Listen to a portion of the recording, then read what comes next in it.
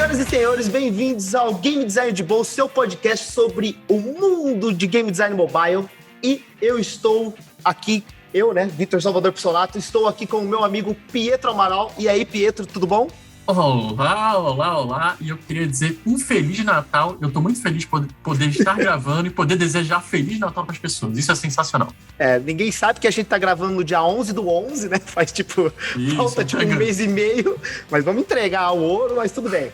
Feliz Natal para você também aí que está ouvindo a gente e tomara que você ganhe ótimos presentes dos seus amigos secretos. Bom, Pedro, tá tudo bem? Tá tudo ótimo. Eu tô muito feliz porque a gente está trazendo convidados sensacionais hoje. Já tá dando um spoiler já.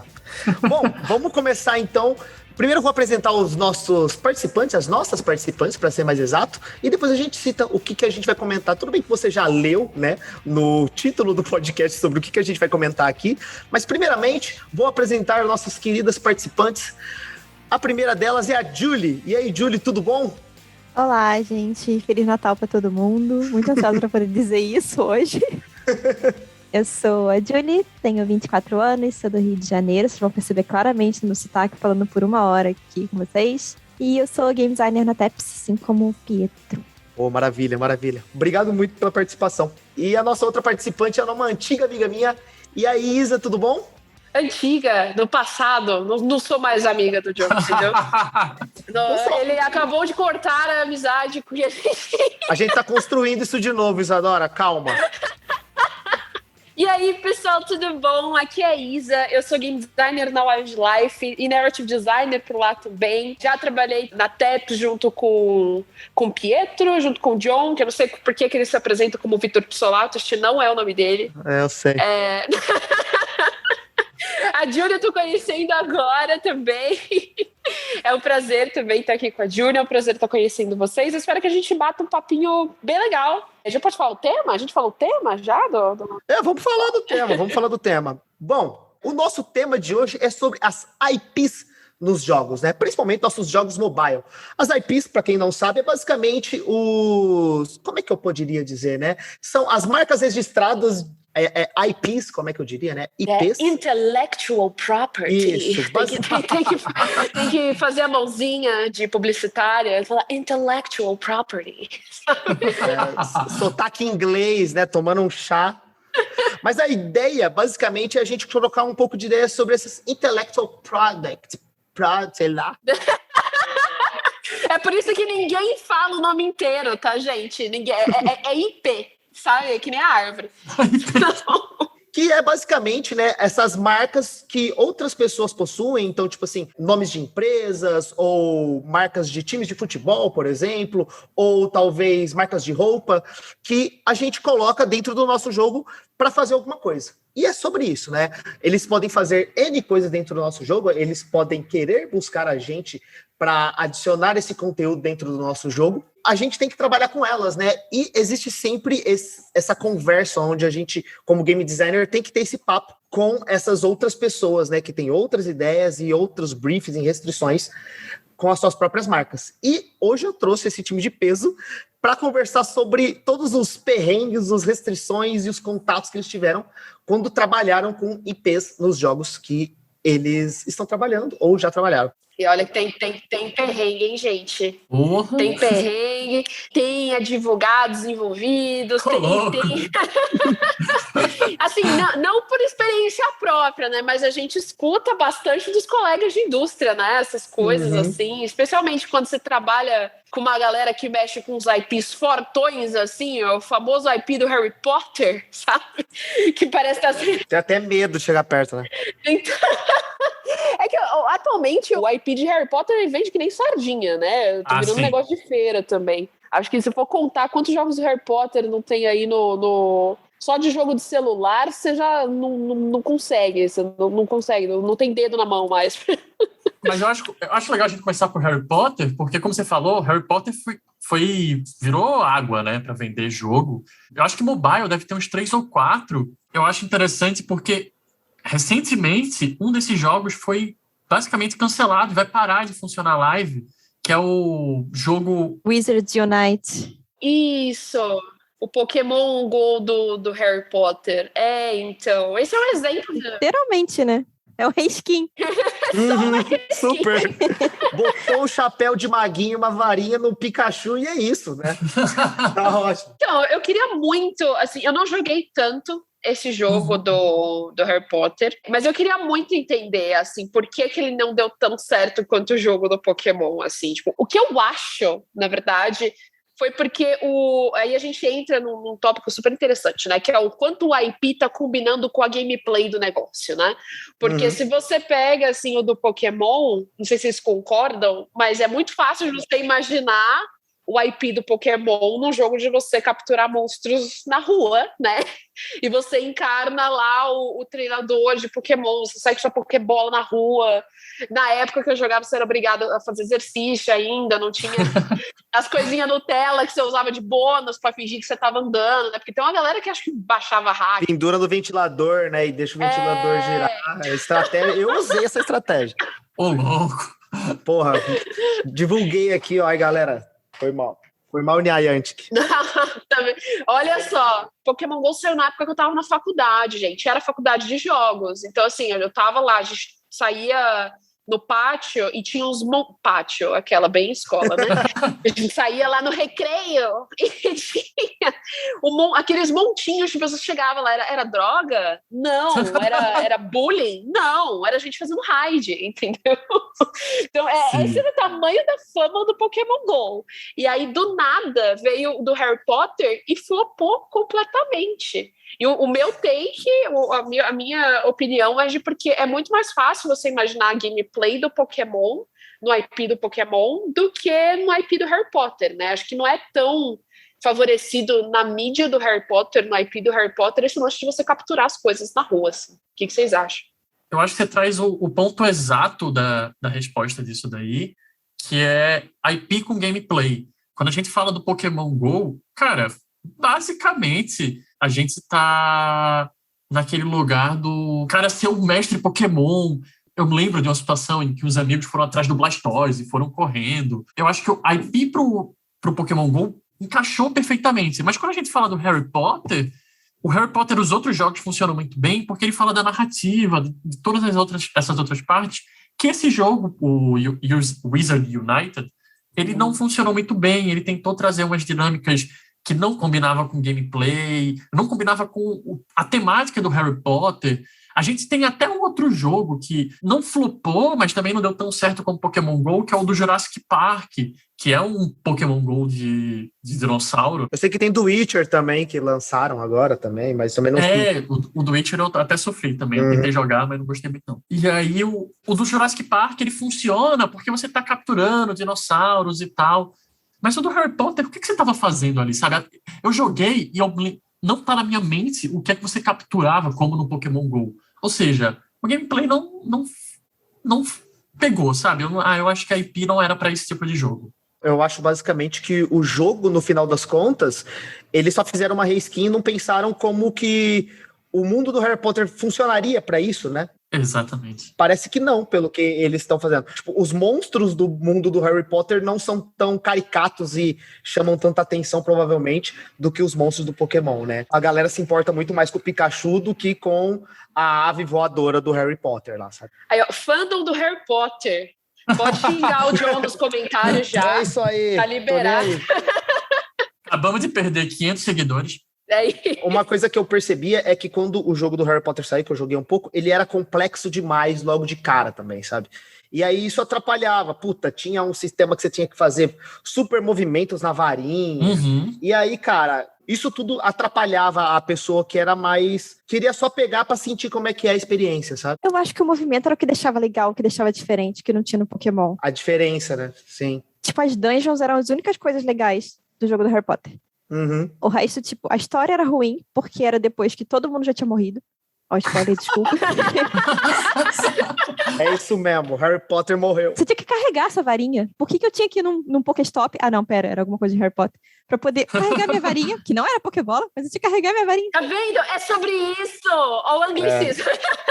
Não faz sentido. Eu concordo completamente com você, Journey. Nossa, tipo, carregar a varinha. Eles tentaram pegar a gameplay que eles justificaram com o IP do Pokémon e mudar a gameplay pra tentar justificar em outro IP. Tipo, a gente não carrega a varinha no Harry Potter, como a gente tem que ir lá buscar a Pokébola porque a nossa Pokébola acaba, né? E eles resolveram esse problema de consumível, entre várias aspas, de varinha de uma forma que não condisse muito com a narrativa do Harry Potter, do universo de Hogwarts, né? A gente tá falando sobre o Harry Potter, né? Mas eu sei que vocês já trabalharam com várias IPs aqui, né? IPs de empresas de fora, até próprias IPs dentro da sua própria empresa, né? Fazer um outro jogo uma IP já existente dentro da empresa. E eu queria ouvir um pouco de vocês. Por exemplo, Isa, como é que foi sua experiência trabalhando com uma IP já existente e como que você lidou com isso, sabe? Ah lá. O momento, a pergunta. Então, era justamente o que eu tava falando, conectando um pouco com o assunto do Harry Potter, né? Ou Harry Potter, né? Não existe não sei o nome do IP, eu acho que é Harry Potter mesmo, ou whatever. Universo de Harry Potter. Whatever. A gente tenta muito pegar e continuar a narrativa nesse universo expandido de alguma forma, né? Quando a gente tá trabalhando com IP, a gente não pode só pegar e tentar tacar a IP em cima de qualquer gameplay. Eu acho que exige um pouco mais de carinho, né? Na minha humilde opinião, os IPs e jogos com IPs que melhor se dão é quando existe um carinho mais forte do estúdio, do time, do pessoal que está trabalhando no projeto, em fazer com que a gameplay combine com o IP que você está trabalhando, né? No meu caso, a gente estava trabalhando o IP do Zoba, que é um jogo de MOBA, né? É um MOBA com Battle Royale, por isso que chama Zoba, Zoo Battle Arena, pra quem não sabe. Às vezes as pessoas só sabem a sigla do jogo, mas na verdade Eu não sabia disso. É Zoo Battle Arena, é por isso que o nome é Zoba. Que legal! Fica essa trivia aí pra vocês. E o Zob, ele veio primeiro, né? Então, a gente já tinha esse universo construído desses animais, que do nada aconteceu que passou um avião com uma carga completamente explosiva que despencou meio que em cima do zoológico, e aí caiu um monte de arma de fogo no zoológico, quebrou um monte de partes do zoológico. Tô contando bem em cima a história, e os animais foram lá e pegaram essas armas e falaram: da hora, vou pra treta. E é assim que nasceu o jogo. Esse é o background do Zoba. E na hora da gente fazer o Suspects, que é um jogo de dedução, né? Ele foi inspirado bastante no Among Us. Eu falo essa frase com bastante eufemismo, mas ele foi bastante inspirado no Among Us, que é esse jogo viral de dedução que vocês conhecem. E a gente ficou pensando, tipo, cara, a gente quer usar a IP do Zoba num jogo de dedução, num jogo social, num jogo onde os bonecos, os animais, eles não têm habilidades diferentes, eles não têm armas de fogo e tudo mais. O que a gente pode fazer, né? Na época, a gente estava trabalhando com o André Forni, que foi o nosso diretor de arte incrível, maravilhoso. Hoje em dia ele tá na Supercell. Beijo, Forni. Vem fazer podcast aqui com o Vitor e o Pietro. Fica aí o convite já. Fica aí o convite, ele é maravilhoso, é uma pessoa incrível. E na época, o que a gente foi fazendo foi dar sugestões logo na concepção do produto, né? Sobre como a gente podia adaptar e ir adaptando essa história. E aí a gente foi criando personagens. O primeiro personagem que surgiu foi o Mr. Goat, né? O Sr. Bode, que era o dono da mansão. E aí os animaizinhos, você podia escolher qual animal que você queria, iam ser os mesmos animais do Zoba, pipipipopopó, beleza. E a gente cuidou muito disso para tentar adaptar o IP de uma forma que também funcionasse para essa gameplay diferente. E aí, recentemente, eu escrevi um universo expandido entre o Zoba e os Suspects para justificar várias dessas decisões que a gente teve de narrativa. Eu não posso dar muitos detalhes deste universo expandido para vocês. Não aqui, não agora, porque os fãs do Suspects e do Zoba vão descobrir a partir do nosso engajamento de comunidade, mas eu acho que isso é uma coisa muito válida, sabe? Por mais que você até tente pegar uma gameplay super diferente da gameplay do primeiro IP, você conseguir adaptar ao máximo a história e tentar ir justificando as coisas, pelo menos aos poucos, isso dá bastante suporte para aquilo que você está fazendo no seu jogo, sabe? Então a gente tem a gameplay e a gente coloca os mesmos backgrounds dos bonecos que a gente tem no Suspects, a gente tem no Zoba também de uma forma diferente, de uma forma um pouco mais antropomorfizada, né? Porque os animaizinhos nos Suspects eles já estão numa mansão, eles não estão mais no zoológico, então eles são um pouco mais antropomórficos em termos de historinha, em termos de background, e aí a gente vai fazendo essas ligações para não ficar tão diferente, porque é um dos casos que a gameplay ela é super distante uma da outra, mas a gente conseguiu pegar e adaptar esse IP para ela continuar funcionando, sabe? É um dos casos que eu acho que a gente consegue fazer dar certo, assim. O Suspects hoje em dia está concorrendo aí em prêmios para Android, a gente está super feliz, palminhas para toda a equipe. Eu fiquei sabendo, parabéns. Eu fico muito feliz também. Só para finalizar, eu acho que... Esqueci meu ponto, pode falar, Pedro. Não, eu ia só fazer um jabá para você que hoje os Suspects saiu na Steam. É verdade. Exato, é isso. Hoje, dia 11 de novembro. Feliz Natal. Feliz Natal. Feliz Natal. Hoje, dia 11 de novembro, que na verdade é 21 de dezembro, mas só dando a notícia para quem não sabia, o Suspects está na Steam, inclusive se você comprar o jogo na Steam, você vai ganhar uma skin exclusiva, não sei se vai durar até hoje, dia 21 de dezembro, vocês dão uma checada lá, vocês ganham uma skin, não, um personagemzinho, o Skelly, que é um esqueletinho, que tá disponível para quem comprar o jogo na Steam, e quem quiser jogar na Steam, então tá ali, fica aí a dica, mas é muito isso, sabe, aí eu quero que a Julie conte a experiência dela também, mas comigo eu acho que é muito mais fácil também, porque foi um IP próprio da empresa, né? Então é muito diferente, é muito menos perrengue, a gente tem muito mais liberdade para adaptar o IP para determinada gameplay do que se você vai fazer um jogo da Marvel, do Harry Potter, que você não pode mexer em nada, né? Aí fica completamente mais difícil e fica meio que o caso do Pokémon Go de Harry Potter, que eu nunca vou lembrar o nome, me perdoe. Wizard United, a Júlia lembrou, gente. Wizards United, isso, boa, Júlia. Mas então, eu quero saber da Júlia também, que eu fiquei curiosa, eu quero saber se é a mesma experiência. Aproveitando o gancho que você deixou pra mim, falando de Marvel, Harry Potter, ter que falar do camundongo mais famoso do mundo. Porque se tem uma IP cheia de nome toques, essa é a Disney.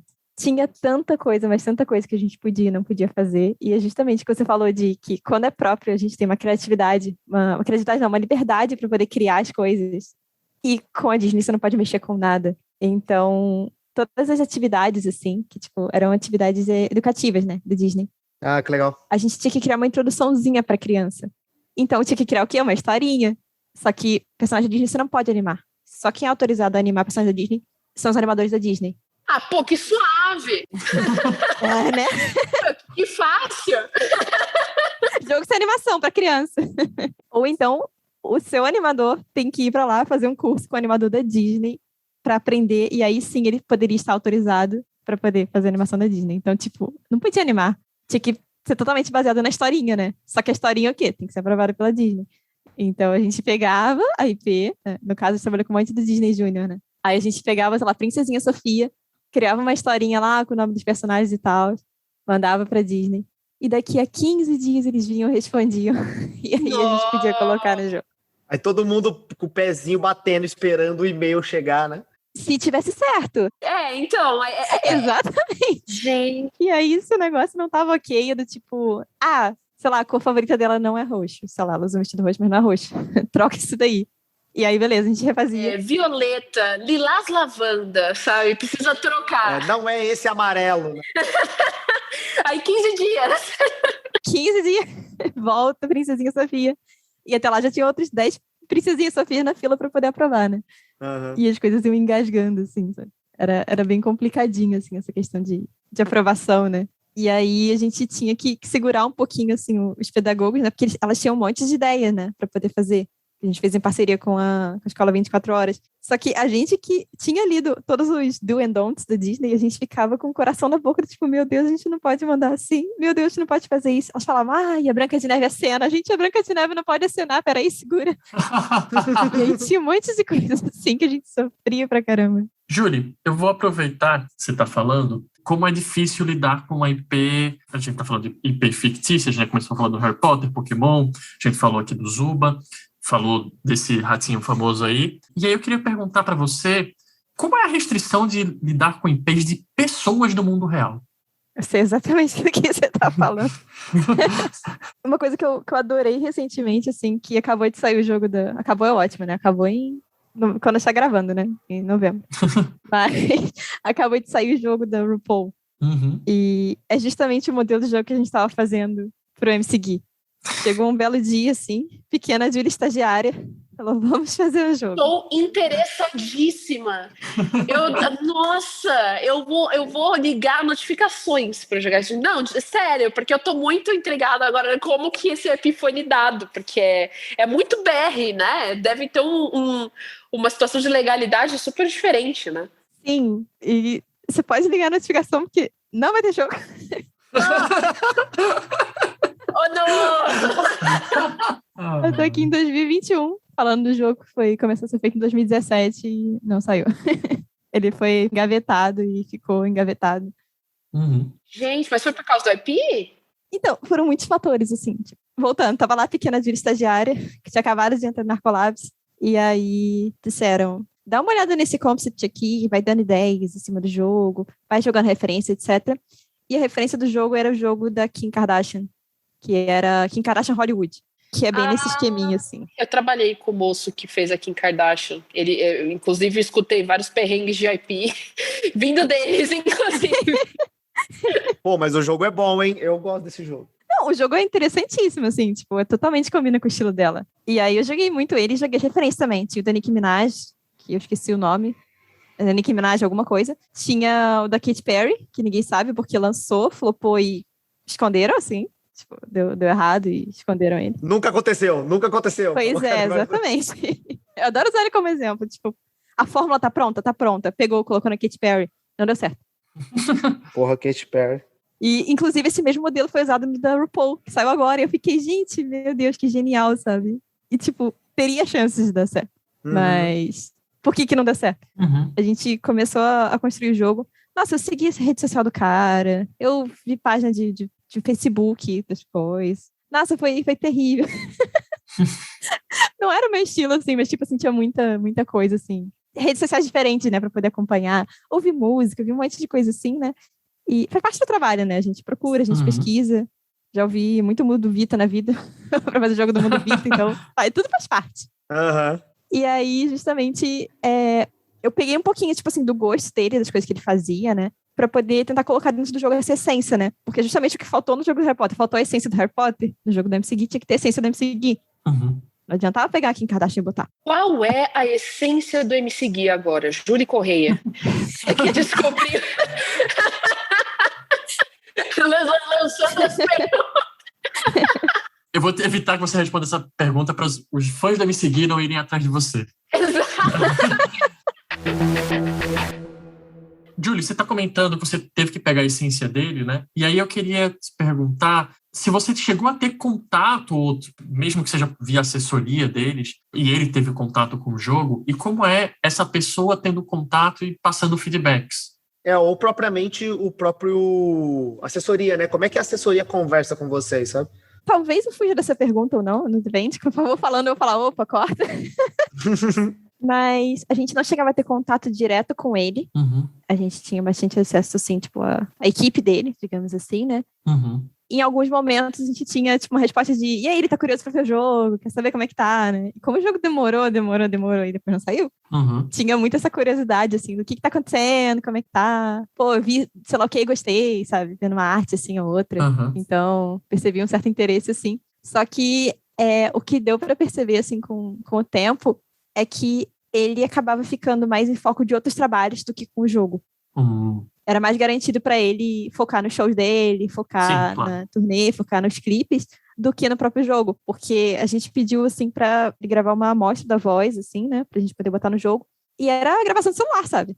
Não parecia que era uma coisa pro jogo mesmo. E aí a gente teve que pedir pra regravar, depois regravou no estúdio, assim, direitinho. Mas deu pra ver, assim, que não parecia palpável, sabe? Sim, sim. Eu fiz essa pergunta porque eu tive essa interação com o famoso, né? Eu fiz o jogo do Gabriel Medina. Que fantástico! Foi o meu primeiro jogo free to play, e vocês vão ver que esse jogo foi muito bem feito, tanto que não tá mais na Google Play. Eu mandei muito bem. Ficou show. Katy Perry. Ficou sensacional. É bom que você não tem a prova do crime, né? É a melhor parte. O problema é que se vocês procurarem Go Medina Tour, vocês vão ver imagens desse jogo. O jogo era muito bonito, Você tá dando coisa pra gente pesquisar, Pietro. Não sei se é uma boa ideia. Fala devagar para digitar aqui. Eu tive, de certa forma, contato com a assessoria do Gabriel Medina e era muito interessante que ele tinha, sim, suas demandas para dentro do jogo, né? E eu acho que essa é uma situação delicada porque, cara, a gente está utilizando o nome da pessoa. Então, por utilizar o nome dele, claramente ele quer que algumas coisas dele estejam dentro do jogo e faz total sentido. Poxa, se fizesse um jogo de Pietro, eu ia querer muito, sei lá, que tivesse o Power Ranger no jogo. Eu tô botando outra IP aqui, vou ser processado pela rádio. Mas eu queria que tivesse alguma coisa que eu gosto, sabe? E ele queria que tivesse os gostos dele, e eu entendo isso completamente. Só que algumas coisas, por essas pessoas, eles sacarem da imagem deles, mas não sacarem sobre jogos, sobre construção de jogos, às vezes geram algumas dificuldades para a equipe. Eu tive algumas, eu acho que não vale a pena entrar aqui em quais, para explicar para o Gabriel, no caso, para a assessoria dele, por que esse ponto não estava entrando.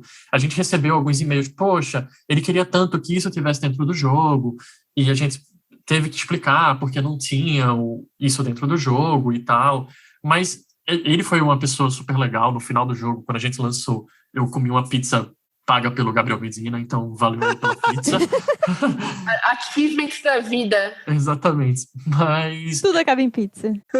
eu acho que uma das piores dificuldades de lidar com pessoas, né? Porque uma coisa é a gente lidar com esse rato famoso, o coelho famoso, mas outra coisa é lidar com uma pessoa que tem suas próprias vontades e ele conhece a sua imagem, ele sabe o que ele quer divulgar. E você tem que passar algumas situações. Gente, eu posso falar que eu só consegui compreender que o rato famoso era o cara do shortinho vermelho agora.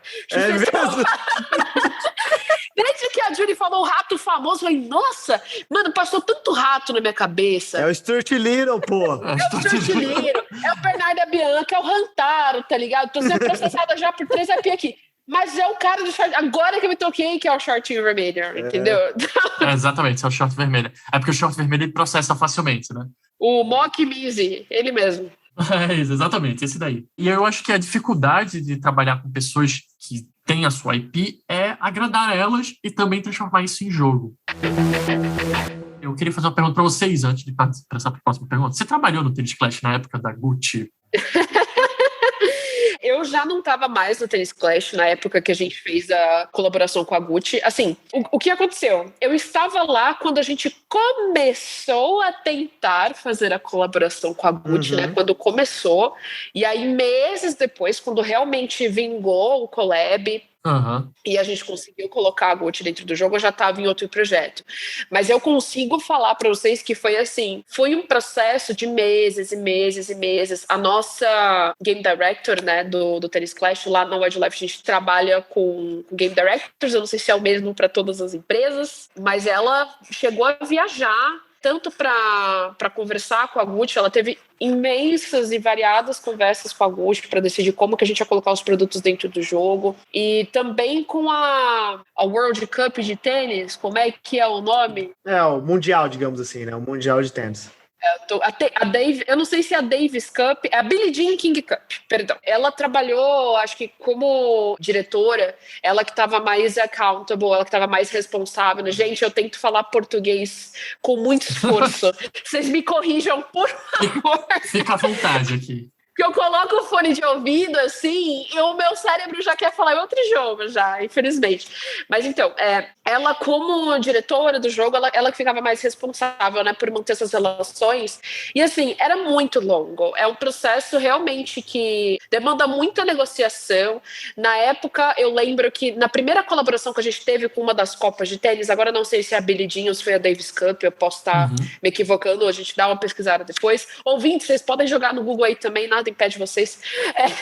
Eu mando essa no meu podcast toda hora. Ela chegou a viajar, se não me engano, para onde estava ocorrendo a sede daquela Copa de tênis na época, justamente para negociar com os assessores. Assim, foi toda uma reunião enorme. Na mesma época que estava ocorrendo a Copa, a gente também fez um torneio dentro do jogo. A Copa meio que patrocinou a gente também. A gente fez alguns jogadores de tênis, fizeram propaganda do tênis também no Instagram. Então, assim... Ah, que legal. Então, foi muito mais legal e eu acho que também foi muito mais tranquilo, porque não é um IP propriamente dito, mas é uma marca que a gente também está usando dentro do jogo, né? A Gucci também, a gente teve os itens da Gucci no jogo e foi super legal, teve um recebimento super maneiro, porque... Entrando em outro ponto aqui, a IP tem muito a ver com o público-alvo, né? Eles são, quase que inseparáveis, né? A gente está trazendo os fãs de uma coisa que já existe para dentro do nosso jogo e fazendo com que esses fãs, essas pessoas que já gostam dessa propriedade, entrem no nosso jogo, também gostem do nosso jogo, né? Que foi o que aconteceu com a Gucci, com a Copa.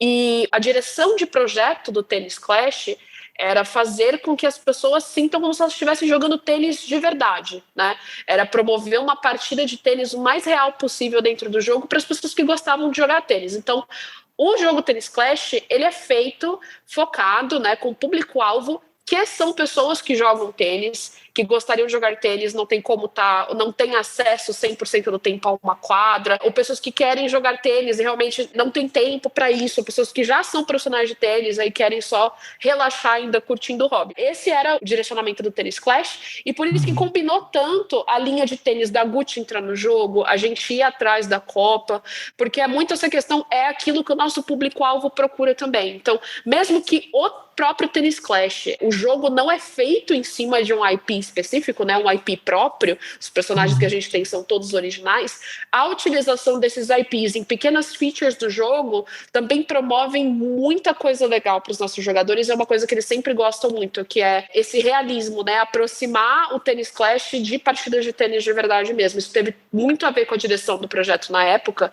e eu acho que é muito legal quando a gente trata o IP também dessa forma, né, que ele não precisa estar intrínseco no jogo inteiro, né, ele pode ser uma feature ou outra que a gente inclui ali. Mas sim, foi muito legal, eu já não estava no projeto na época, mas a gente acompanha muito, assim, mesmo depois que a gente muda de projeto, a gente fica lá de olho nas coisinhas legais que acontecem. Eu acho muito legal que o Tennis Clash, para mim, foi um dos primeiros, é uma trend que está rolando agora de muitos jogos com IP para trazer várias coisas dentro, como, por exemplo, o show do nossa DJ famoso Brasil, vamos lá, gente? Alok, o show do Alok. Então, a gente está criando personagens para DJs dentro do Fortnite, dentro do PUBG. Não, gente, o maior exemplo de jogo que tem uma IP original, mas fica trazendo a IP de fora, é o Fortnite, cara. Sim. É sobre isso o jogo. O jogo é só uma coletânea de IPs diferentes. E parabéns para os caras terem conseguido todas essas IPs, viu? Porque, cara, vou botar o Naruto e eu já tô querendo comprar já. Então, gente. Sabe qual é a melhor IP que o Fortnite pegou? O Chapolin Colorado. Nossa, sim. Quem ia imaginar, gente? Vocês entendem os royalties que esse pessoal deve pagar? Assim, eu não entendo muito da parte de legal, né? Tá bem distante do que eu faço, né? Eu acho que talvez a Julie entenda mais, porque ela já teve um pouco mais de contato, talvez. Eu não sei, tô falando aqui da minha cabeça. Mas eu imagino que é uma grana absurda, né? Porque quando você vai combinar pro IP ser o IP do jogo inteiro, é outro tipo de contrato, né? É quando você vai falar, deixa eu usar o personagem X por um momento, deve ser um contrato super fechadinho, né? Deve ser um valor super fechado, sobre várias diretrizes, assim, que como não vai ser um negócio que vai ficar mudando, um negócio que vai ter uma longevidade, né, um pouco mais prorrogada, vai ser uma coisa só, deve ser um contrato um pouco mais fechado, um pouco mais caro também, eu suponho. Sim. Vamos ver, né? O AFK Arena também faz muito isso. O AFK Arena trouxe personagens de Persona também esses dias. Eles trouxeram, acho que teve de outros animes também que o AFK Arena trouxe. O próprio Genshin Impact trouxe a Aloy no jogo, né? Esses tempos, a Aloy do Horizon Zero Dawn, né? O jogo de PlayStation. Então, assim, tem muito jogo que faz isso e não é o IP inteiro, né? É só uma parte pequena para monetização. E eu acho que funciona muito bem, especialmente nesses jogos que são focados em personagem, né? Personagem é um negócio muito vendido, muito rentável para as IPs. Eu acho que é o centro de tudo, assim. Sim. E aí, você falou personagem, falou de jogos que são focados em IP. Eu queria perguntar para a Julie, e aí, Julie, você me corta se não puder responder, sobre jogos feitos para time de futebol. Como é lidar não só com uma marca, mas com várias pessoas dentro dessa marca? Complicado, tá ligado? Primeiro, assim, tem uma diferença dos times daqui do Brasil para os times de fora. Uhum. Assim, lá fora, pelo menos que eu consegui trabalhar bastante disso na Hermit Crab, é que, dependendo da parceria, você conseguindo parceria com o time, você tem direito de usar a imagem dos jogadores relacionados ao time. Então, se eles estiverem de uniforme, você pode usar a imagem deles. Uhum. Aqui no Brasil, você não pode usar nada. Você não pode, só pode usar o nome do time. Você não pode usar jogador, você não pode usar taça, você não pode usar... Estádio você ainda pode, né? Mas tem um monte, assim, de limitações, porque o jogador pertence muito a empresário, tem várias questões, assim, que, tipo, o próprio time não tem o jogador. Uhum. Então, fazer uma parceria com eles, você também não pode usar eles, né? Sim. Como é que você adapta um time inteiro para dentro de um jogo? Porque a gente falou, por exemplo, que fazer o Gabriel Medina é um surfista, então dá para adaptar ali. A gente está falando... Até se fossem vários times de futebol, o FIFA já faz isso, né? Mas como é que um time vira um jogo? E como é que você adapta para fazer sentido sem ter concorrência ali dentro? Como é que isso funciona? Isso tem um trabalho bem grande, assim, de balanceamento. Uhum. E, às vezes, a gente se preocupa muito mais de um jogador não parecer pior do que o outro, do que o time. O time até dá essa liberdade pra gente, de deixar um pouco mais forte do que o outro. Deu pra ver bem de perto, assim, a influência do jogador dentro do time com a chegada do Messi no PSG. Ô, louco, agora eu posso revelar que ela fez o jogo do PSG, Neymar patrocina nós, é isso aí. Patrocina o podcast. Participa do próximo podcast, cara. Alô, Neymar, tá convidado, hein? Chama o Messi. Mas sim, com a entrada do Messi, você falou que deu uma bombada no PSG, né? Sim, deu uma bombada muito grande no PSG, assim, porque o jogo do PSG, assim, ele já tem um tempo que ele foi produzido, mas até uma coisa, assim, que a Hamilton fala bastante, né, que é o chaveirinho da sorte do PSG, né? Quando eles assinaram a primeira vez com o PSG, entrou o Neymar, logo em seguida, assim. E agora, recentemente, eles renovaram o contrato com o PSG e veio o Messi. Eles falaram, vamos... No próximo... É o dinheiro que tá saindo do coisa, tá indo direto pro Messi. Alô, PSG, quer o Cristiano Ronaldo no seu time? Tá aí a dica. Assina aqui com a gente, né?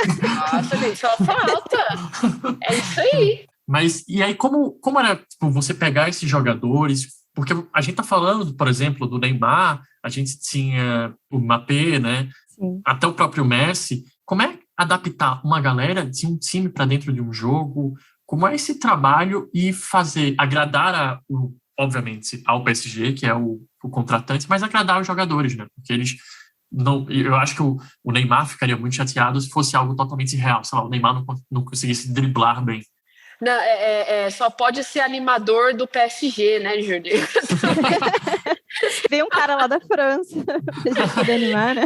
Um jogo assim que eu posso falar assim, bem de perto, no caso, é o do Manchester City, que não saiu ainda, não posso dar muitos detalhes dentro do jogo, mas a gente tinha, por exemplo, o Gabriel Jesus, a gente tinha o De Bruyne ali, e são jogadores assim que a gente vê, nossa, são grandes, né? E a gente pensa, como é que ele vai entrar no meu jogo?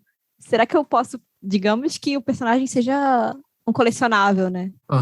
Vou dizer assim, já do Arsenal do PSG tá lançado, eu posso falar assim, né? No caso, se o personagem fosse um colecionável, ele vai chegar o quê? 0 estrelas, 1 estrela?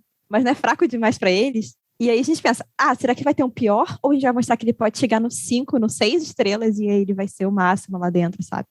Você vai juntar com uma cartinha com outra, ele vai melhorar muito, você vai conseguir algo muito melhor, sabe? A gente tem sempre que mostrar esse potencial, assim, de crescimento deles. E a gente tem uma preocupação muito grande deles não parecerem um pior do que o outro, né? Por que o De Bruyne é 3 estrelas e o Gabriel Jesus, ele é muito ruim, ele vai ser 0 estrelas, sabe?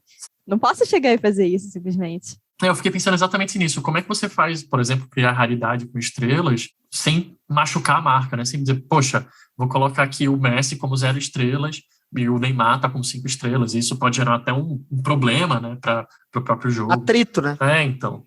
Um exemplo disso é o jogo do Arsenal, por exemplo. Ele tá na loja dele, eu posso falar. No caso, os personagens, eles são consumíveis e colecionáveis, né? Você consegue pegar eles, você consegue usar eles em partidas isoladas, né? E no caso, cada um deles tem uma habilidade especial diferente. Então, mesmo que você ache, nossa, esse personagem é muito bom nessa fase, na outra fase que te pede um drible diferente, que te pede uma embaixadinha diferente, o outro jogador vai ser melhor. Então, a gente acaba balanceando, assim, de acordo com a necessidade também, né? De você pensar, nesse momento aqui você vai usar esse cara, Mas você vai usar isso na fase da 5 a 10. Uhum. Na fase 11, ele vai ser mais ou menos e o outro vai ser melhor, no caso. Uhum. Que legal. Isso ajuda também a conhecer jogadores diferentes, né? A gente, no caso, a gente fala bastante da Nobs. A Nobs era muito roubada no jogo. Ela conseguia ignorar um dos erros, sabe? Porque errar é uma questão, assim, do jogo, de você acabar perdendo uma partida ali porque você errou. Mas ela cancelava um erro. Ela tinha chance, né? Ela nem cancelava sempre. Uhum. Mas a gente, toda vez que sorteava, ia testar e sorteava Nobs, a gente falava, ai, que bom. Vou pra próxima fase. Pô, que legal, que legal. E aí, por exemplo, eu conheci a Nobs por causa do jogo. Porque ela tinha uma habilidade diferente, só ela fazia aquilo. E aquilo era muito legal, sabe? Você aprende mais desse mundo também, né? Você aprende mais sobre esse mundo do futebol. O Pietro provavelmente sabe bem mais sobre surf do que eu, dado o fato que ele teve que ir atrás dessas... Aprender Sim. mais sobre a IP, né? No final das contas.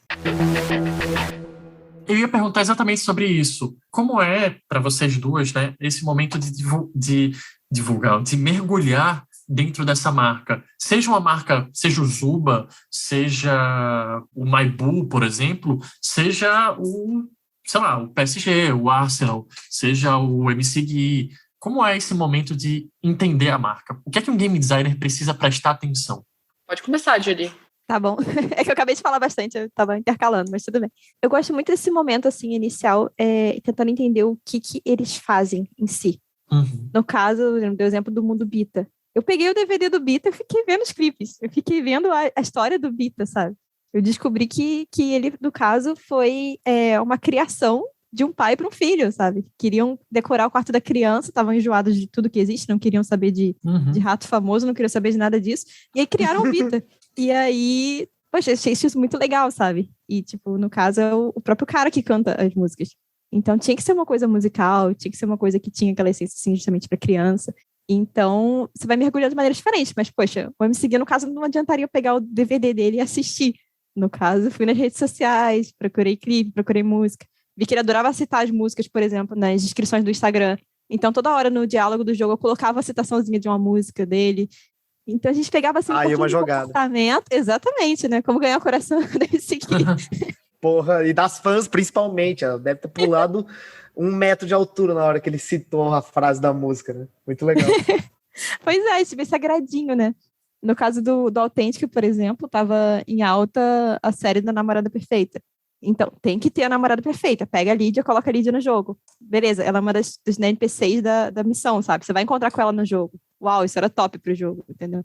Sensacional. No meu caso, assim, eu gostaria de já mencionar, assim, voltar a mencionar, especialmente depois dos relatos da Julie, que acho que deu para perceber que nós somos dois lados diferentes da moeda, né? Tipo, a Julie trabalhou muito com IPs mais externos, né? E a minha experiência com IPs são mais de IPs originais, né? Que vem um pouco mais de dentro da Wildlife mesmo. E, cara, é tão diferente. Você lê a Bíblia, né, do jogo. É tão mais fácil, assim, eu não vou dizer que não tem perrengues também, que não tem dificuldades, eu acho que é mais fácil em alguns sentidos, mas também é um pouco mais complicado em outros, né? Só que a primeira coisa que eu, como game designer, gosto de fazer quando eu vou trabalhar com IP é parar e pensar quais são os pilares desse IP, né? Que eu acho que é basicamente o que a Julie comentou. No caso delas são IPs externos, como os que eu trabalho geralmente são internos, a gente tem um documentinho lá preparado, tópico a tópico. Geralmente a gente pode conversar com a pessoa que fez diretamente, assim, no horário de trabalho. Que sonho!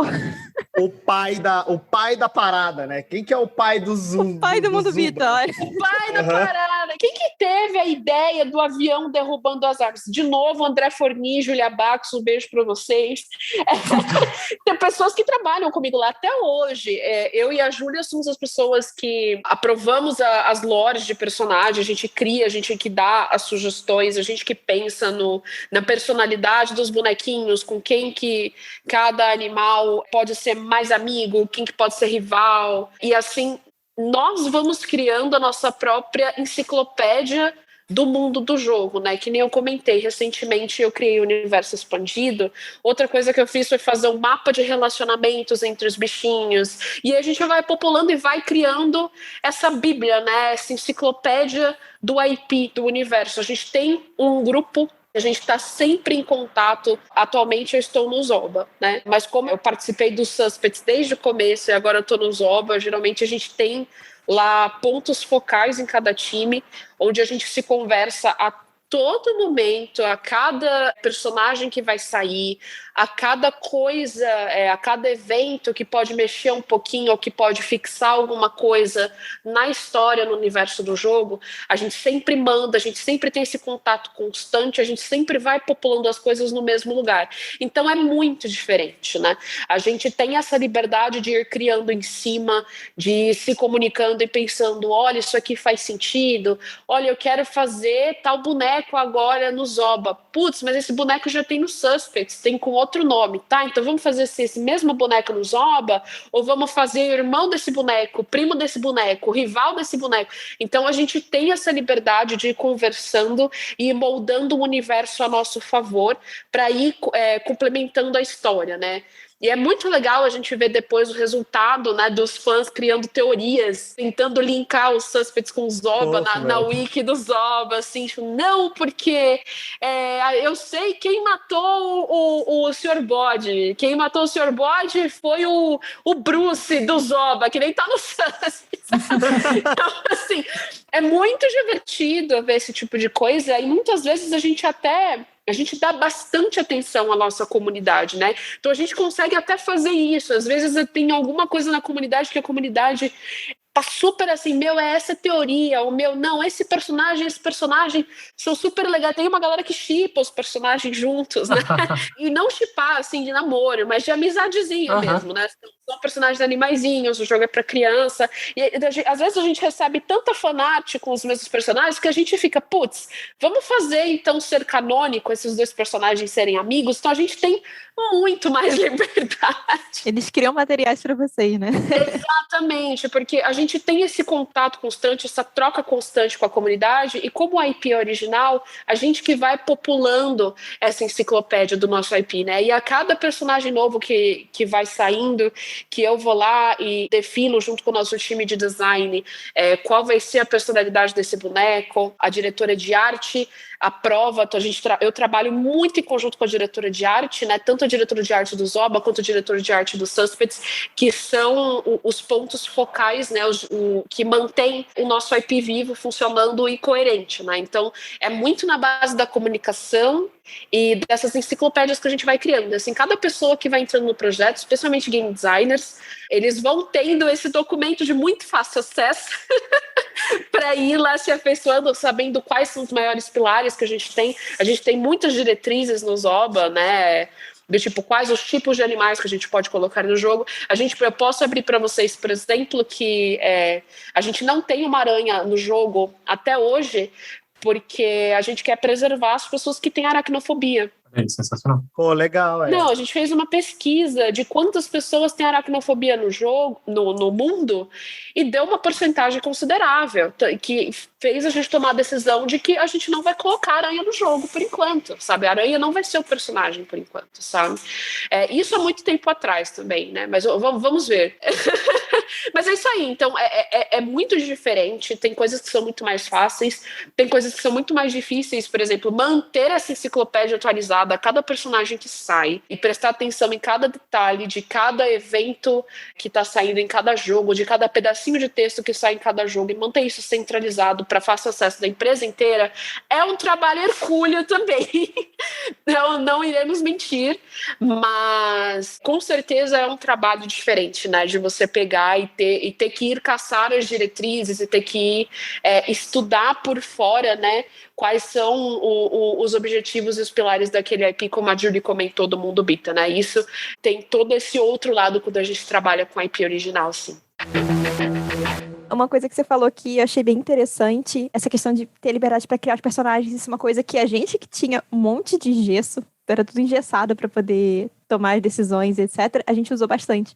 Então, tinha a turminha do MC Gui, tinha o melhor amigo dele. Ah, meu Deus, que legal! Um monte de galera assim a gente conseguia fazer. No caso, por exemplo, da Disney, a gente tinha um host, né, um anfitrião pro jogo, né? Então, a gente não podia botar, por exemplo, a princesa Jasmine falando alguma coisa. A gente falava, então, Jasmine disse, abre aspas, e tinha a fala, sabe? Então, o que a gente fazia? Antes de ter o jogo da Jasmine, vinha um anfitrião e falava alguma coisinha, sabe? E até o Matheus que dublou ele, Matheus maravilhoso, dublador de jogos, dublador de filmes, dublador de série, dublador de tudo.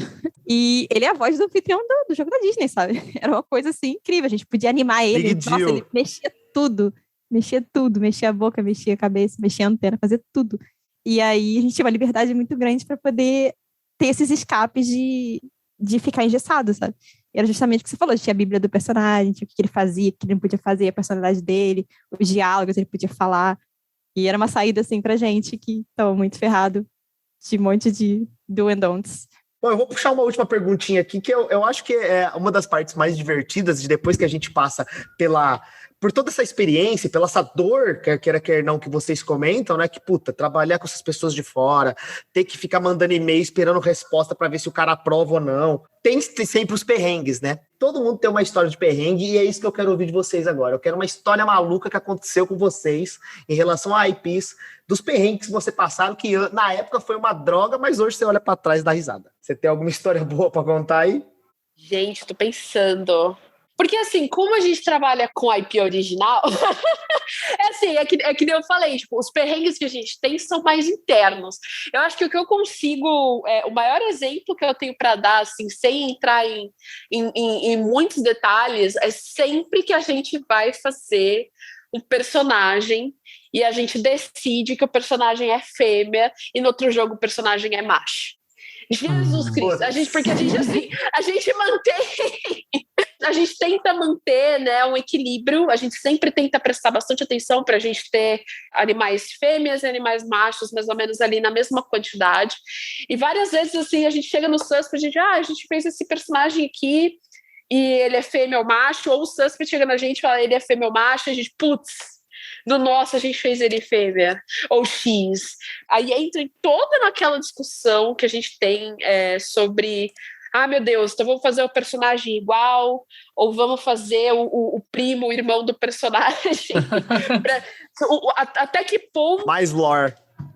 Até que ponto a gente adapta a lore, até que ponto a gente vai na onda do negócio e tá, beleza, vamos fazer esse personagem macho mesmo, depois as próximas 3, 4 são fêmeas, assim. A gente passa por muita coisa desse tipo, que eu acho que assim, são os maiores perrenguinhos, assim, os perrengues chique que a gente passa de IP lá dentro. É mais essa questão de alinhamento, né? Tem que manter essa coerência. E aí, cara, muitas vezes a gente cria um negócio, não, a gente tem certeza que tá de um jeito, aí chega lá, no outro jogo tá de outro, aí a gente vai lá e tem que conversar todo mundo e tudo mais, mas acho que são as únicas coisas que eu consigo falar sem entrar em muito detalhe, assim.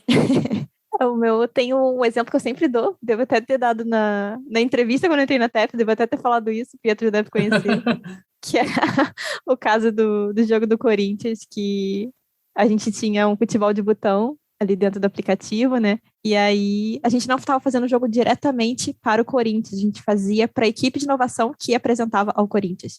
Então era o cliente do cliente, era uma coisa assim. Era um monte de aprovação uma atrás da outra.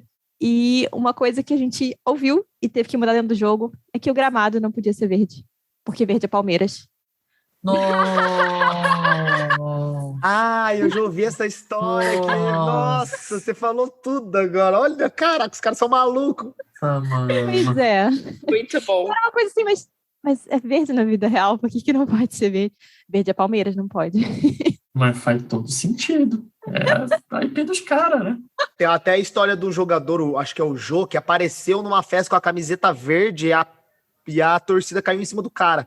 Agora, tente imaginar o nível dos caras pra chegar nesse nível, né? Caraca, eles marcam território, né? Então, acabou que o gramado é cinza escuro, assim. Gente, tô impactada. Nossa. Não, é muito bom isso. Tipo, que cor que vocês fizeram gramado? Cinza, né? Isso. Eu tive um perrengue, que foi no jogo do Gabriel Medina. Tem uma praia que ela é conhecida por ter tubarões. E a assessoria dele gostaria que essa praia tivesse tubarões, e eu não gostaria muito que a praia tivesse tubarões. Imagina. Por N motivos, assim. A gente cara, isso criava algumas dinâmicas de gameplay que eu não estava muito confortável em colocar dentro do jogo. Também, cara, eu acho que recentemente, naquela época, tinha um cara sofrido um ataque de tubarão, que saiu tudo bem com ele, mas eu fiquei muito desconfortável com isso e foi um debate, pô, mas a gente gostaria que tivesse. E eu tava, mas eu não sei se eu quero muito ter, não. Então, rolou esse perrenguezinho, assim. Nada muito complicado, mas eu evitei tubarões numa praia. Uhum. Nossa, gente. Tem um outro perrengue que é muito interessante, esse é bem rapidinho também, que foi o primeiro feedback direto que a gente recebeu da Disney. A gente montou uma home toda bonita, toda maravilhosa, animada. O Rogério fez um trabalho maravilhoso, excelente ali. E o e-mail de feedback da Disney foi uma frase: falta magia. Ok, Disney. Esse é o feedback que eu esperaria da Disney. Esse é o feedback mais Disney, que eu acho que poderia existir de fato. Exatamente. Gente! E a gente foi em busca da magia Disney, porque tava lindo o negócio. Falta magia. Exatamente. Não, tinha que pôr glitter, não sei. O que isso significa no final das contas, né? Esse é o pior problema. Pois é, o que eu mudo? Então, aí a gente entrou na essência que é trabalhar com a IP, entendeu? Que é você entrar na mente do dono do IP e entender o que ele quer, porque ele não vai dizer, entendeu? É abstrato, assim. O que é magia? O que é a magia Disney, entendeu? Aí você vai assistir documentários, né? Aquele negócio. Gente, eu ia colocar partícula em tudo, né? Coloca partícula em tudo, é magia. Na minha concepção é glitter, entendeu? Mas na concepção do Walt Disney, vai saber o que é magia. Não, e eu acho fantástico como a Disney consegue transformar tudo em franquia, né? Porque os filmes deles são os parques, são os brinquedos dos parques. Mas é isso, tudo tem que ter essa magia Disney, e é uma frase que você escuta muito, eu nunca fui, mas sei que se escuta muito no parque, que é Have a Magical Day. Então, para eles, a magia Disney é importante, né? Nossa, gente, mas assim, é difícil, né? Sendo alguém que trabalha de fora. Até entender, exato. Exatamente. Até entender, caraca. Mas é isso, esse é o perrengue, né? Esse é o perrengue, esse é o dia a dia do desenvolvedor. É o perrengue mor de trabalhar com a IP, eu acho que é esse, assim, é o falta magia. Então, saudade, Maurício Tessudo. Bom, pessoal, Pedro, você acha que vale a última perguntinha ou a gente mata por aqui? O que você acha? Vamos na última perguntinha rápida. Então, beleza. Bom, gente, a gente comentou bastante, principalmente no começo, sobre o jogo do Harry Potter e também agora sobre os outros jogos, né? Esses jogos todos que vocês fizeram e até outros jogos que trabalham com IPs. E aí eu queria saber de vocês exemplos bons e ruins que vocês acham que a gente trabalha com IPs. Por exemplo, o do Harry Potter a gente sabe que não é uma boa. Eu vou falar que é do Witcher, que é mais ou menos a mesma coisa, também não é um bom jogo, não. Nossa, é pior, né? Então, né? Que outros jogos vocês acham que fizeram bem? Por exemplo, o da Kardashian, cara, eu adoro. Eu acho que é um puta jogo, sabe? Funciona bem pro universo e tal. Que outros jogos vocês falam, cara, eles trabalharam muito bem, até para criar benchmark pra gente no futuro? Tá, eu vou começar, mas só porque, tipo, o jogo da Kardashian dá realmente muito dinheiro, gente. É bizarro quanto esse jogo dá dinheiro.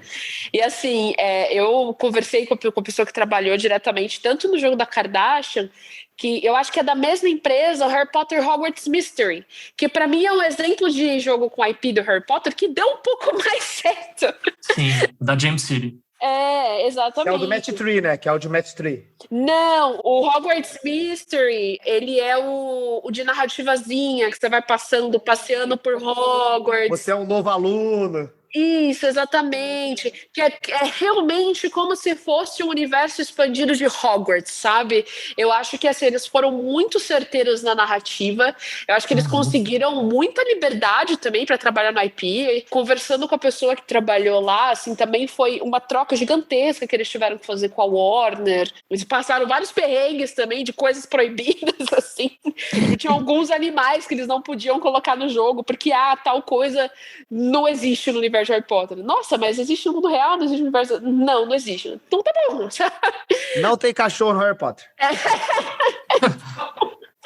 E assim, pra mim, acho que o Harry Potter Hogwarts Mystery, ele não é tão estourado assim, mas ele foi um jogo que eu gostei bastante pessoalmente. Fora isso, tem um jogo que faz muito sucesso também. Acho que, eu não sei se é uma coisa de nicho, mas ele faz muito sucesso na Ásia, principalmente, que é o jogo do Cavaleiros do Zodíaco. Nossa, sim. Gente, esse jogo assim, eu vejo a galera jogando e assim, é um vício, é quase uma droga ilícita o jogo. Que não tenho o que dizer. Tem o do Yu-Gi-Oh! Também, que tá no Top Grossing esses dias. O Marvel Strike Force, que... Esse é muito legal. ele é muito bom. E tem o BR também, que é o Looney Tunes World of Mayhem, que inclusive o Gabriel trabalhou, que é daqui da Aquiles, que também é uma empresa BR. Eu acho que são jogos que tiveram um pouco de sucesso assim também e fizeram o IP dar certo. Agora a gente entra no Wizards Unite, do Harry Potter. A gente tem 1 milhão de jogos da Disney, assim, acho que deve ter um repositório no Android, assim, tipo, um grande balde de jogos da Disney, assim, que só pensaram que iam conseguir fazer sucesso só por terem o rato famoso, né? Eu acho que tem muitos, assim. Um dos exemplos, eu não sei o quanto esse jogo tá performando bem hoje em dia, mas é o Disney Pop Town. Ele é como se fosse um Match 3. Sim. Ele tem uma mecânica de Match 3 muito gostosa. Eu joguei o jogo até a fase 200. Eu achei o jogo legal, eu achei o jogo muito bom. Mas por algum motivo, o fandom desse jogo, eu acho que sou eu mais dois. Eu e você, Isa. Então, exatamente. Porque eu gosto muito desse jogo, mas assim, eu sinto que eu sou a única pessoa que conhece. Eu preciso dar uma olhada para ver como ele performa. Mas assim, ele é um dos exemplos de jogo que eu acho que ele podia ter feito um pouquinho mais de sucesso. Eu acho que ele deu uma flopada aí. Mas acho que essas são as minhas preferências também. Dos que eu lembro assim de cabeça. Julie. O de exemplo bom, assim, que eu consigo citar e que infelizmente foi desativado pela Gameloft, é o Spider-Man Unlimited. Nossa, muito Cara, que jogo sensacional pra quem é fã do Homem-Aranha. Sim, era muito bom. Ele tem aquela mecânicazinha de gacha, que é de você ficar colecionando personagem, e ele tem uns eventos que são muito bons. Tipo, Dia dos Namorados, beleza, você vai conseguir ter a Mary Jane, sabe? Legal, que legal. E aí você consegue jogar com ela a fase inteira. O meu favorito era o Dia dos Pais, que eles iam abrir um portal especial pra você trazer o Aranha Bento, que era tipo um pai. E aí, tipo, ficava, sei lá, todos os Homem-Aranhas super querendo conseguir isso, sabe? E dava uma motivação pro jogador pra conseguir aquele aranha especial, porque tinha um significado muito grande pra todo fandom que jogava, sabe? Então eles tinham umas janelas, assim, de oportunidade muito boas, eles aproveitaram muito bem. Queria ver atualmente como é que eles iam fazer, né? Mas, infelizmente, né? O jogo acabou. E órfã. Eu acho que eu concordo com a Isa no ponto que a Disney, ela sabe fazer jogos muito bons, mas alguns jogos simplesmente flopam. Ela faz jogo de todas as marcas e nem todos eles dão super certo, todas as IPs, né? Outro jogo que é bem parecido com Pop Town é o Dream Island, que é outro jogo que não... Assim, a gente tem que comparar sucessos em outras escalas, tá, gente? Não é um sucesso... Exatamente. Existem vários parâmetros, né, de sucesso. Sim. Eu acho que outro jogo que até foi copiado, assim, se você parar pra pensar, é o Mario Kart. O Mario Kart é a mesma IP, foi colocada dentro do Android e não deu tão certo. Vamos lá, de novo, olhando parâmetros, né? Mas ele não deu tão certo quanto esperado. Então, algumas IPs grandes e famosas não funcionam no mobile mesmo. Mas eu acho que, para deixar 2 exemplos que vem na minha cabeça, 3, né? Eu queria trazer o jogo do Coelho Famoso, que é o Looney Tunes World of Mayhem. E para quem não lembra o Gabriel, ele estava no nosso primeiro episódio. Tem o jogo também da Scopely, que é do Star Trek, que eu acho sensacional, e ele funciona muito bem para aquela IP, ele funciona muito bem para aquela ideia. E, por fim, eu acho que é um IP que deu muito certo para continuar de uma para outra, é o Clash of Clans, e o Clash Royale, né? Caramba, sim. Mesmos personagens, num cenário muito parecido com o Zuba, assim, né? Em que mudou o gênero de jogo, mudou o que você estava construindo ali, mas se manteve a IP, e obviamente são 2 jogos que perduram aí, geram muita grana, funcionam muito bem, por entender bem aquelas IPs, entender como elas funcionavam. Então, para mim, são 2 exemplos muito bons. Mas eu vou deixar aqui uma homenagem pro John, se um jogo que eu acho que se utiliza bem das suas IPs, que é o Beat Wars. Ele conseguiu estar... Nossa, pagou pau pra mim agora.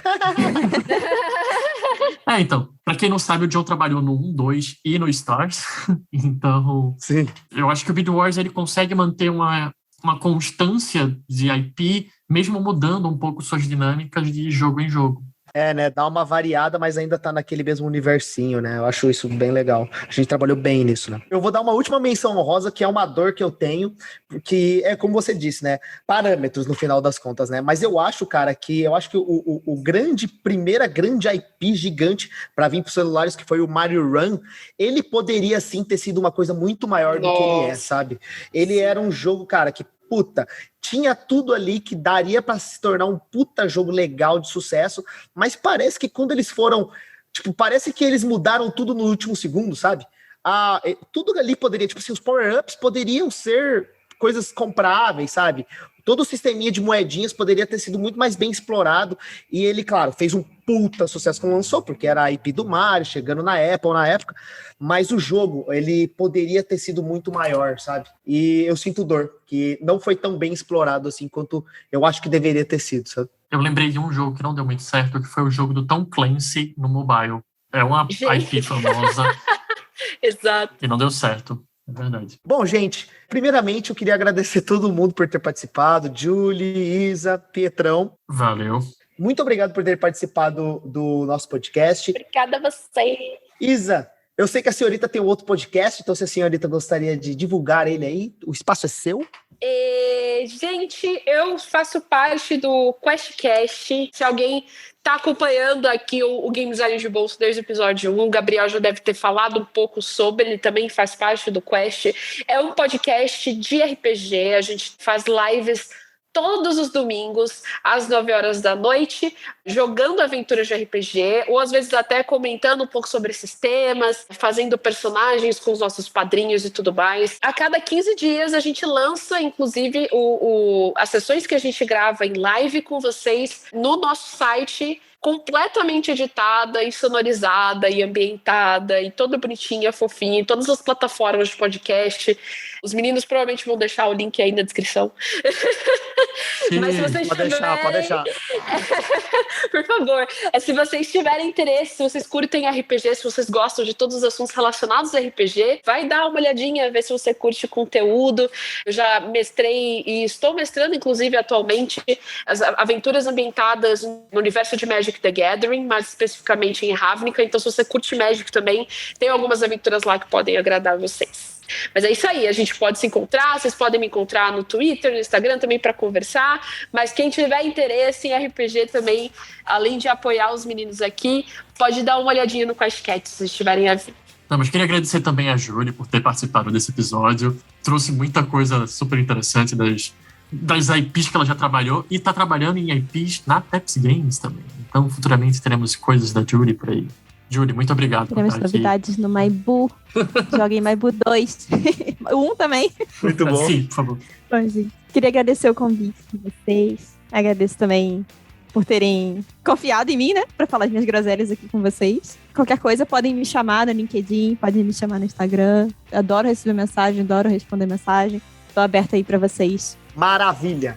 E se você gostou desse episódio e quer saber mais, receber mais podcasts da gente, saber quando sair os podcasts novos que a gente manda quinzenalmente, siga a gente nas redes sociais, @GDDebolso, também no Spotify, onde a gente normalmente publica os nossos podcasts, né? Só procurar por Game Design de Bolso, também nas plataformas do Google. E se você quer também dar ideias de novos podcasts, outros assuntos, só manda um comentário pra gente no nosso Instagram. Tá aberto as nossas mídias, mandem e-mails, gddebolso@gmail.com.br. É isso mesmo, Pedro? Exatamente. Nossa, tô craque. Também é sempre o mesmo key, né? Parabéns pra Exatamente. você por ter conseguido todas as keys iguais. Bom, gente, muito obrigado novamente. Adorei o episódio e um beijo no coração de todos. Tchau, gente. Beijo. Tchau, tchau. Valeu, tchau, tchau. Tchau, gente. Feliz Natal. Ho, ho, ho. Feliz Ano Novo. Feliz Natal. Feliz Ação de Graças. É isso aí. Happy Hanukkah. Coma bastante, né?